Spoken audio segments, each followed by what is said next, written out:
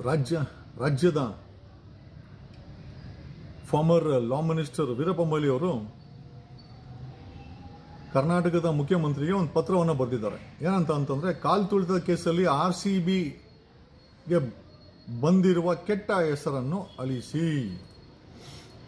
With great respect farmer law minister Veerappa Moily ಅವರೇ, first of all ಅಳಿಸಿ ಅಂತ ಹೇಳ್ತೀರಾ. ಈ ಅತಾಚುರ್ಯ ನಡೆದಿದ್ದೆ ನೀವು ಪ್ರಪೋಸ್ ಮಾಡಿದಂಥ ಸೋ ಕಾಲ್ಡ್ ಬಂಡೆ ಆ್ಯಂಡ್ ಫ್ಯೂಚರ್ CM ಅಂತ ನೀವೇ, DK ಶಿವಕುಮಾರ್ ಅನ್ನುವ ಡೆಪ್ಯೂಟಿ CM ನೀವೇ ಹೇಳಿದ್ದು ಫ್ಯೂಚರ್ CM ಅಂತ ಎಡವಟ್ಟು ಮಾಡಿದ್ದು ಈ ಡೆಪ್ಯೂಟಿ CMఏ. ಈತನ ಪ್ರಚಾರದ ಐ ಥಿಂಕ್ ಗೋಜಿಗೆ 11 ಜನರ ಬಲಿಯಾಯಿತು. ಜರ್ಸಿ ಹಾಕೊಂಡು ಪ್ರಚಾರ, HL ಏರ್ಪೋರ್ಟ್ಗೆ ಹೋಗಿ ಪ್ರಚಾರ, ಬೀದಿನಲ್ಲಿ, ಸ್ಟೇಡಿಯಮ್ಮಲ್ಲಿ, ವಿಧಾನಸೌಧದಲ್ಲಿ ಎಲ್ಲ ಕಡೆ ಪ್ರಚಾರ ಪ್ರಚಾರ ಪ್ರಚಾರ ಪ್ರಚಾರ ಪ್ರಚಾರ. ಆಮೇಲೆ ನೀವೇ ಪ್ರಪೋಸ್ ಮಾಡಿದ್ದು DK Shivakumar is the only person eligible to become CM propose ಮಾಡಿ, ಈಗ ಆತನ ಹುಡುಗಾಟ ಯಾಕೆ ಅಂತ ಸುತ್ತಮುತ್ತ ಇರೋರ್ನೆಲ್ಲ ಹುಡುಗರನ್ನೇ ಮಡಿಕೊಂಡಿರೋದು. ಸೋ ಕಾಲ್ಡ್ ಬಂಡೆ ನೀವು ಪ್ರಪೋಸ್ ಮಾಡಿದಂಥ DK ಶಿವಕುಮಾರ್, ಈಗ ನೀವು ಪ್ರಪೋಸ್ ಮಾಡಿದಾಗ ಯೋಚಿಸ್ಬೇಕಾಗಿತ್ತು ವೀರಪ್ಪ ಮೊಯ್ಲಿ ಅವರೇ. ತಾವು ಹಿರಿಯರು, former CM, former MP and of course law minister ಆಗಿದ್ದವರು, ಎಲ್ಲ ದೊಡ್ಡ ದೊಡ್ಡ ಹುದ್ದೆಗಳನ್ನು ನೀವೇ ನಿಮ್ಮ ಬಾಯಲ್ಲಿ ಪ್ರಪೋಸ್ ಮಾಡಿದ್ರ, ಅಥವಾ ಏನು ಒತ್ತಡದಿಂದ ಹೇಳಿದ್ರೋ CM ಆಗಲಿ DK ಶಿವಕುಮಾರ್ ಅಂತನೋ, ಅಥವಾ ಇಚ್ಛೆ ಪಟ್ಟು ಹೇಳಿದ್ರೆ ಗೊತ್ತಾ? ಇಚ್ಛೆ ಪಟ್ಟು ಹೇಳಿದ್ರೆ ಖಂಡಿತವಾಗಿ ನೀವು ಕೂಡ ಇಂಥ ಘಟನೆಗಳಿಗೆ ನೀವು ಕೂಡ ಜವಾಬ್ದಾರ ಆಗ್ತೀರಿ. ಯಾರ ಹೆಸರು ಹೇಳೋಕ್ಕೆ ಮುಂಚೆ ಒಂದಷ್ಟು ಯೋಚಿಸಬೇಕು. ಯಾಕಂದರೆ ಈ ರಾಜ್ಯಕ್ಕೆ, ಈ ರಾಜ್ಯದ ವಿಧಾನಸೌಧಕ್ಕೆ, ಪಾರ್ಲಿಮೆಂಟ್ಗೆ ಸ್ಟೇಟ್ಸ್ಮೆನ್ಗಳು ಬೇಕಾಗಿದೆ ಹೊರತು ಹುಡುಗಾಟ ಆಡೋ ಹುಡುಗತನ ಇರುವಂಥ ಮನಸ್ಥಿತಿ ಅಂತಾರಲ್ಲ, ಅಥವಾ ಡಾನ್ಗಳಂತಲ್ಲ, ಅಥವಾ ಜಸ್ಟ್ ಬಿಕಾಸ್ ಒಕ್ಕಲಿಗ ನಾಯಕ ಅಂತ ಅಲ್ಲ. ಆಮೇಲೆ KPCC ಏನು ಒಂದಷ್ಟು ಜನ ಕಾಂಗ್ರೆಸ್ ಇವರ ಸ್ವಂತ ಮನೆಯೂ ಅಲ್ಲ. ಅನಾಹುತ ಆಗಿರೋದು ನಿಮ್ಮ ಸರ್ಕಾರದಲ್ಲಿ ವೀರಪ್ಪ ಮೊಯ್ಲಿ ಅವರೇ. ಜೊತೆಯಲ್ಲಿ ಅನಾಹುತ ಮಾಡಿದ್ದು ನೀವು ಪ್ರಪೋಸ್ ಮಾಡಿದಂಥ DK ಶಿವಕುಮಾರ್. ಈತನೇ ಮೂಲ ಕಾರಣ. ಪೊಲೀಸವ್ರನ್ನ ಸ್ಯಾಕ್ ಮಾಡಿದ್ರು ಒಳ್ಳೇದು, ಬಟ್ ನಿಮ್ಮ ಹೈಕಮಾಂಡ್ ಈತನ ಮತ್ತು ಪರಮೇಶ್ವರನ್ನ ಸಚಿವ ಸಂಪುಟದಿಂದ ತೆಗಿಬೇಕಾಯ್ತು, ತೆಗೆದಿಲ್ಲ. ಮುಂದಿನ ದಿನಗಳಲ್ಲಿ ಜನ ಬುದ್ಧಿ ಕಲಿಸ್ತಾರೆ. ಕಾಂಗ್ರೆಸ್ಗೆ ಹೆಂಗೆ ಅರವಿಂದ್ ಕೇಜ್ರಿವಾಲ್ಗೆ ಬುದ್ಧಿ ಕಲಿಸಿದ್ರೋ, ಹೆಂಗೆ ಬೇರೆ ಬೇರೆ ಪಕ್ಷಗಳಿಗೆ ಬುದ್ಧಿ ಕಲಿಸಿದ್ರೋ, ನಿಮಗೂ ಅಷ್ಟೇ ಕರ್ನಾಟಕದಲ್ಲಿ ಬುದ್ಧಿ ಕಲಿಸೋ ಅಂತ ಸಮಯ ಇದೆ. 2028ಕ್ಕೆ ಜನ ಕಲಿಸ್ತಾರೆ. BJP ಕಲಿಸಿದರೆ ಕರ್ನಾಟಕದಲ್ಲಿ ನಿಮಗೆ ಕಲಿಸೋಕ್ಕಾಗಲ್ಲ, ಖಂಡಿತ ಕಲಿಸ್ತಾರೆ ಅಂತ ಹೇಳುತ್ತಾ, ಫೈನಾನ್ಸ್ ಕಮಿಷನಿಂದ ರಾಜ್ಯದ ಮುಖ್ಯಮಂತ್ರಿಯವರು ಫೈನಾನ್ಸ್ ಕಮಿಷನಿಂದ ಸ್ಪೆಷಲ್ ಪ್ಯಾಕೇಜ್ ಫಾರ್ ಬೆಂಗಳೂರು ಅಭಿವೃದ್ಧಿಗೆ 1.15 ಲಕ್ಷ ಪ್ಯಾಕೇಜನ್ನು ಕೇಳಿದ್ದಾರೆ. ಕಾರಣ ಏನಕ್ಕೆ ಅಂತ ಗೊತ್ತಿಲ್ಲ. ಅಲ್ಲ, ಇವ್ರ ಹತ್ರ ಯಾವುದೇ ಪ್ಲಾನ್ ಇಲ್ಲ. ಬೆಂಗಳೂರಲ್ಲಿ 7,000 ಟನ್ ಕಸ ತಗೊಂಡೋಗಿ ದೊಡ್ಡಬಳ್ಳಾಪುರ, ಆನೇಕಲ್ಲು, ಅಲ್ಲಿ ಇಲ್ಲಿ ಸುತ್ತಮುತ್ತ ಬಿಸಾಕ್ತಾರೆ. ಅದಕ್ಕೊಂದು ಕಂಪ್ನಿ ಬೇರೆ ಮಾಡಿದ್ದಾರೆ, Bangalore solid waste management limited ಅಂತ. ಎಲ್ಲೂ ಕೂಡ ಈ ಒಂದು ಬೆಂಗಳೂರಿನ 7,000 ಟನ್ ಕಸ ಎಲ್ಲೂ ಕೂಡ ರೀಸೈಕಲ್ ಆಗಲ್ಲ. ಬೆಟ್ಟಗಳಾಗಿ ಅದೇ ಮಳೆ ಬಿದ್ದು ಆ ಬೆಟ್ಟಗಳ ಮೇಲೆ, ಆ ಒಂದು ಸಾಲಿಡ್ ವೇಸ್ಟ್ ಮೇಲೆ, ಬೆಟ್ಟಗಳ ಮೇಲೆ, ಅದರಲ್ಲಿ ಹಾಸ್ಪಿಟಲ್ ವೇಸ್ಟ್ ಇರ್ತದೆ, ನರ್ಸಿಂಗ್ ಹೋಮ್ ವೇಸ್ಟ್ ಇರ್ತದೆ, ಆರ್ಗ್ಯಾನಿಕ್ ವೇಸ್ಟ್ ಇರ್ತದೆ, ಹ್ಯೂಮನ್ ವೇಸ್ಟ್ ಇರ್ತದೆ, ಸಾಲಿಡ್ ವೇಸ್ಟ್ ಇರ್ತದೆ. ಎಲ್ಲದನ್ನು ತಗೊಂಡೋಗಿ ಬೆಂಗಳೂರಿನ ಬಾರ್ಡ್ರ್ಗಳು ಬಿಸಾಕಿರೋದು 2015ಕ್ಕೆ. ಅದಕ್ಕೆ ಇವ್ರ ಹತ್ರ the government, the state government doesn't have, ಮತ್ತು ಬೆಂಗಳೂರಿನ ಇನ್ಚಾರ್ಜ್ DK ಶಿವಕುಮಾರ್ಗೆ ಹತ್ರ ಇನ್ಚಾರ್ಜ್ ಆಗಿ 2 ವರ್ಷ ಆಯಿತು. ಕಸ ಮಾತ್ರ ಮಾಫಿಯಾಗಳೇ ನಡೆಸ್ತಾ ಇದ್ದಾರೆ. ಹಿಂದೆನೂ BJP ಟೈಮಲ್ಲೂ ಕೂಡ ಮಾಫಿಯಾ ನಡೆಸ್ತಾ ಇದ್ರು. ಈಗ DK ಶಿವಕುಮಾರ್ ಅವರ ಇನ್ಚಾರ್ಜಲ್ಲೂ ಕೂಡ ಮಾಫಿಯಾಗಳೇ ನಡೆಸ್ತಾ ಇದ್ದಾರೆ. ಏನು ಹೊಸದಿಲ್ಲ. ಆಮೇಲೆ ಪ್ಯಾಕೇಜ್ ಕೇಳಿದ್ರೆ ಅದಕ್ಕೆ ಇವ್ರ ಹತ್ರ ವಿವರಣೆ ಇರಬೇಕು. ತಿನ್ನೋಕ್ಕೋಸ್ಕರ ಪ್ಯಾಕೇಜು, ಮಾಫಿಯಾಗೋಸ್ಕರ ಪ್ಯಾಕೇಜ್ ಕೇಳಿದ್ರೆ ಖಂಡಿತವಾಗಿ ಕೇಂದ್ರ ಸರ್ಕಾರ ಕೊಡಬಾರದು ಪ್ಯಾಕೇಜು. ಕಾರಣ ಯಾಕಂದ್ರೆ ವಿ ವಾಂಟ್ ಎನ್ ವೈಜ್ಞಾನಿಕವಾದಂಥ ಒಂದು ಬ್ಲೂ ಪ್ಲಾನ್ ಅನ್ನ ಬೇಕಾಗಿದೆ. ಸದಾಶಿವದಲ್ಲಿ ಮನೆ ಕೂತ್ಕೊಂಡೇ ಕೊರಿರೋ ಹೆಬ್ಬಾಳದಿಂದ ಏನೋ ಸಿಲ್ಕ್ ಬೋರ್ಡ್ಗೆ ಅಂದರೆ ಏನಪ್ಪ ಏನು ವಿಜ್ಞಾನಿನ ಡೆಪ್ಯೂಟಿ CM ಆಗಿಬಿಟ್ರೆ ಏನೋ ಎನ್ವೈರ್ಮೆಂಟಲ್ ಕ್ಲಿಯರೆನ್ಸ್ ಆಗಿದೆಯಾ? ಬೆಂಗಳೂರಲ್ಲಿ ಆಲ್ರೆಡಿ 1250 ಕೆರೆಗಳನ್ನು ನುಂಗಿ ನೀರು ಕುಡಿದಿದ್ದೀರಾ. ಈಗ ಹೆಬ್ಬಾಳದಿಂದ ಏನೋ ಸಿಲ್ಕ್ ಬೋರ್ಡ್ಗೆ ಸುರಂಗ ಅಂತೆ. Is there any scientifically audit ಆಗಿದೆಯಾ ಈ ಪ್ಲಾನು? ಅಟ್ಲೀಸ್ಟ್ ಎನ್ವೈರ್ಮೆಂಟಲ್ ಕ್ಲಿಯರೆನ್ಸ್ ಆಗಿದೆಯಾ? ಆಮೇಲೆ ಈ ಒಂದು ಸುರಂಗ ಮಾಡೋದ್ರಿಂದ ನಾಳೆ ದಿವಸ ಬೆಂಗಳೂರಲ್ಲಿ ಮಳೆ ಬಂದರೆ ರೋಡ್ಗಳಲ್ಲಿ ನೀರು ನಿಂತ್ಕೊಂತ ಈ ಸುರಂಗಕ್ಕೆ ಒಳಕ್ಕೆ ಹೋದ್ರೆ ಅವಾಗೇನು ಪಂಪ್ ಮಾಡೋಕ್ಕೆ ನಮ್ಮ ದುಡ್ಡು ತಗೊಂತೀರಾ? ಹಾಗಾಗಿ ದಯಮಾಡಿ 1.15 ಲಕ್ಷ ಪ್ಯಾಕೇಜನ್ನು ರಾಜ್ಯ ಸರ್ಕಾರ ಕೇಂದ್ರ ಸರ್ಕಾರದ ಫೈನಾನ್ಸ್ ಕಮಿಷನ್ ಅಂತ ಕೇಳ್ತಾ ಇದೆ. ಖಂಡಿತವಾಗಿ ಆಸ್ ಫಾರ್ ಎ ಪ್ಲಾನ್. ಇವ್ರ ಹತ್ರ ಯಾವುದೇ ಪ್ಲಾನ್ ಇಲ್ಲ. ಬೆಂಗಳೂರಿನ ಇನ್ಚಾರ್ಜ್ ಡಿ ಕೆ ಶಿವಕುಮಾರ್ಗೆ ಬೆಳಿಗ್ಗೆ ಮಕ ತೊಳ್ಕೊಂಡು ಸ್ನಾನ ಮಾಡ್ಕೊಂಡು ರೆಡಿಯಾಗಿ ಈ ಕಡೆ ಹೋಗ್ಬೇಕು ಅಂದ್ರೆ ಹೋಗಿ ಅಲ್ಲಿ ಸುರಂಗ ತೊಗೊಂಡು ತೊಡಬೇಕು. ಯಾಕಂದ್ರೆ ಸುತ್ತಮುತ್ತ ಯಾರೂ ಕೂಡ ಮಿನಿಮಮ್ ಒಂದು ಸಮಾಜದ ಬಗ್ಗೆ, ಬೆಂಗಳೂರಿನ ಬಗ್ಗೆ, ಕರ್ನಾಟಕದ ಬಗ್ಗೆ ಕಾಳಜಿ ಇರೋಂಥ ಯಾರೂ ಇಲ್ಲ ಅಲ್ಲಿ. ಎಲ್ಲ ಕ್ಯಾಪಿಟಲಿಸ್ಟ್ಗಳು, ಬಿಸ್ನೆಸ್ ಮೆನ್ಗಳು ದುಡ್ಡು ಮಾಡಬೇಕು ಅಂತ. ಆಮೇಲೆ ಬೆಂಗಳೂರನ್ನ ನಾಶ ಮಾಡಿ ಇಟ್ಟಿದ್ದೀರಾ. ಒಂದು ಕಸ ಆಗಿರ್ಬೋದು, ಕುಡಿಯೋಕೆ ನೀರಿರಲ್ಲ ಬೇಸಿಗೆ ಬಂದರೆ, ಮತ್ತೆ ಮಳೆಗಾಲ ಬಂದರೆ ಬೋಟುಗಳು ತಗೊಬೇಕು. ಬಿಡಿಯೋದು ಮಾಸ್ಟರ್ ಪ್ಲಾನ್ ರಿವೈಸ್ ಮಾಡಿ 2015 ಆಗಿದೆ. ಬೆಂಗಳೂರಲ್ಲಿ ಇದ್ದಂಥ ಎಂಟೈರ್ ಗ್ರೀನರಿ ಅರಣ್ಯಗಳು, ಕೆರೆಗಳನ್ನೆಲ್ಲ ಮುಚ್ಚಿ ಮಾರಿ ಅಲ್ಲೆಲ್ಲ ಬಿಲ್ಡಿಂಗ್ಗಳಲ್ಲಿ ಬಿಡಿಸಿ ಇವತ್ತು ಗಬ್ಬೆ ಬಿಡಿಸಿದ್ರ. 2800 ಪ್ರಾಪರ್ಟೀಸ್ಗಳು ಸ್ಟಾಂಪ್ ಔಟ್ ಮೇಲೆ ಕೂತ್ಕೊಂಡಿದೆ. 1250 ಕೆರೆಗಳು ಮಿಸ್ ಆಗ್ತಾ ಇದೆ. ಮಳೆ ಬಂದ್ರೆ ಶೇಖರಣೆ ಮಾಡಕ್ಕೇನು ಇಲ್ಲ. BWSSP ಅವರು ಟಾಯ್ಲೆಟ್ನೆಲ್ಲ ತಗೊಂಡೋಗಿ ಕೆರೆಗಳಿಗೆ ಬಿಡ್ತಾ ಉಳಿದಿರೋದು 200 ಕೆರೆಗಳು, ಆ ಕೆರೆಗಳಿಗೆ BWSS ಬಿಡ್ತಾ ಇದ್ದಾರೆ. ಬೆಲೆ ಈ ಪ್ಯಾಕೇಜ್ ತಗೊಂಡು ಏನ್ ಮಾಡ್ತೀರಾ ಸಿದ್ದರಾಮಯ್ಯನವರೇ? Do have any scientifical explanation?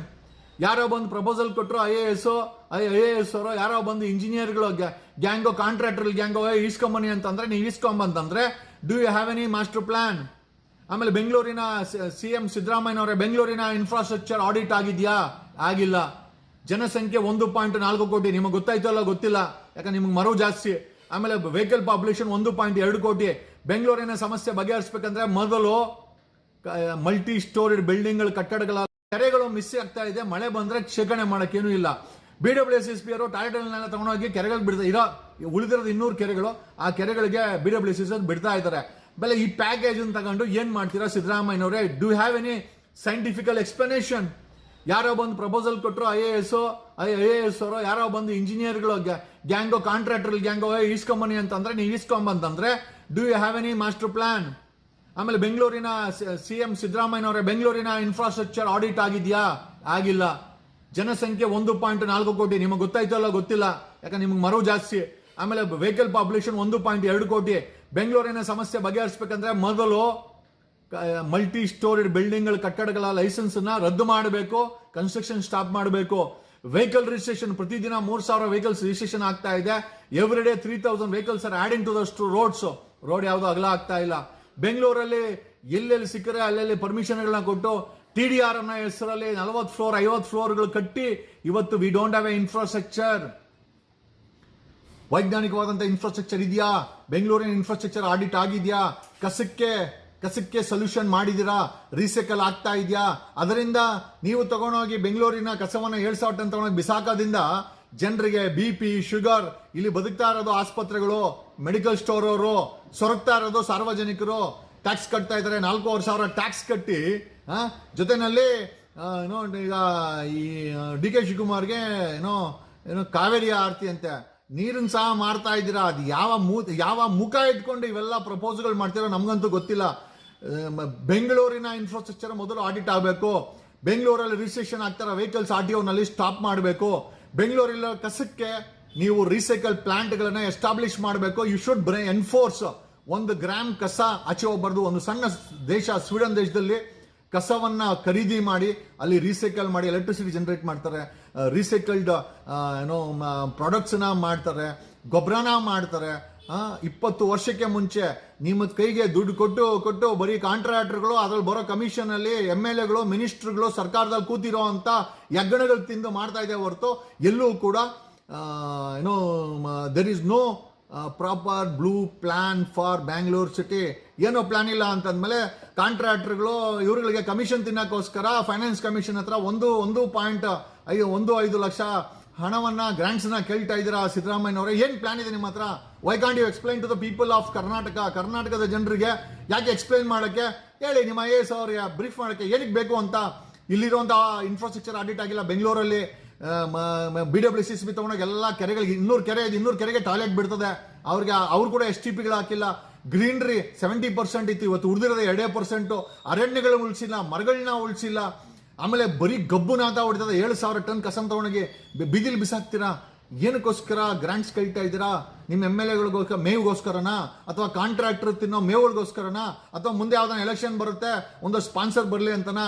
If you don't have plan, don't ask. And if you are asking, kindly explain to the people of Karnataka, especially ಬೆಂಗಳೂರಿನ ಜನರಿಗೆ ಈಗ ಗ್ರಾಂಟ್ಸ್ ಏನಕ್ಕೆ ಬೇಕಾಗಿದೆ, ಬೆಂಗಳೂರಿನ ಏನು ಮಾಡಕ್ ಕೊಟ್ಟಿದ್ದೀರಾ ನೀವು ಮತ್ತೆ ಡಿ ಕೆ ಶಿವಕುಮಾರ್ ಅನ್ನೋದನ್ನ ವಿ ವಾಂಟೆಡ್ ಅನ್ ಎಕ್ಸ್ಪ್ಲೇಷನ್ ಅಂತ ಹೇಳುತ್ತಾ, ದಯಮಾಡಿ ನೀವೇನೋ 5 ವರ್ಷ ಇದ್ರೆ 2 ವರ್ಷ ಮುಗಿದೋಗಿದೆ, ಯಾರು ನಿಮ್ಮ ಮನೆ ಆಸ್ತಿಗಳಂತೂ ಅಲ್ಲ ಬೆಂಗಳೂರು ಕರ್ನಾಟಕ, ಏನೋ ಬಂದಿದ್ದೀರಾ ಹೋಯ್ತೀರಾ, ನೀವು ಆದ್ಮೇಲೆ ಇನ್ನೊಬ್ಬನ ಯಾವನೋ ಬರ್ತಾನೆ, ಬಟ್ ಹಂಗಂದ್ ಮಾತ್ರಕ್ಕೆ ನಾಶ ಮಾಡಿ ಹೋಗೋದಿದೆಯಲ್ಲ, ಯಾವುದಕ್ಕೂ ನಿಮ್ಮ ಹತ್ರ ಸೊಲ್ಯೂಷನ್ ಇಲ್ಲ. ಬಿಲ್ಡಿಂಗ್ ಮೇಲೆ ಬಿಲ್ಡಿಂಗ್ ಕಟ್ಸಿ 1250 ಕೆರೆಗಳನ್ನ ತಿಂದ ಹಾಕಿ ರೀಕ್ಲೇಮ್ ಮಾಡಿ. ಫಸ್ಟ್ ವಿ ವಾಂಟ್ ಏನೋ ಕೆರೆಗಳನ್ನ ರೀಕ್ಲೇಮ್ ಮಾಡಬೇಕು, ಸ್ಟಾಮ್ ವಾಟರ್ ಡ್ರೈನ್ಗಳನ್ನ ಕ್ಲಿಯರ್ ಮಾಡಬೇಕು. ಬೆಂಗಳೂರು BBMP ಬರೀ ಹೆಗ್ಗಣಗಳಿವೆ, ಬರೀ ಡೆಪ್ಯುಟೇಷನ್ ಮೇಲೆ ಬಂದಿರೋ ಅಂತ ಹೆಗ್ಗಣಗಳ ಇಂಜಿನಿಯರ್ಗಳು BBMP ಕೂತಿದ್ದಾರೆ. ಯಾಕೆ ಅವ್ರನ್ನೆಲ್ಲ why can't you audit the engineering ಏನೋ ಮ್ಯಾನ್ ಫೋರ್ಸ್, ಇಂಜಿನಿಯರಿಂಗ್ ಫೋರ್ಸ್ ಎಲ್ಲ ಬರೀ ಇನ್ಎಲಿಜಿಬಲ್ ಫೆಲೋಸು, ಡಿಪ್ಲೊಮಾ ಹೋಲ್ಡರ್ಗಳು. ಇವನು ಯಾರು, ಪ್ರಹ್ಲಾದ ಡಿಪ್ಲೊಮಾ ಹೋಲ್ಡರ್ ಅಂತೆ, ಆತ ಡೈರೆಕ್ಟರ್ ಮೆಂಬರ್ ಫಾರ್ ಇಂಜಿನಿಯರ್ಸ್.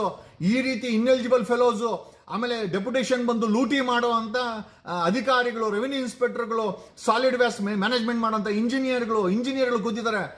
ಮೊದಲು ಈ ಒಂದು BBMP ಕೂತಿರೋ ಹೆಗ್ಗಣಗಳನ್ನ ಆಡಿಟ್ ಆಗಬೇಕು, ಇಲ್ಲಿಂದ ಹೊರಗಡೆ ಹಾಕಬೇಕು.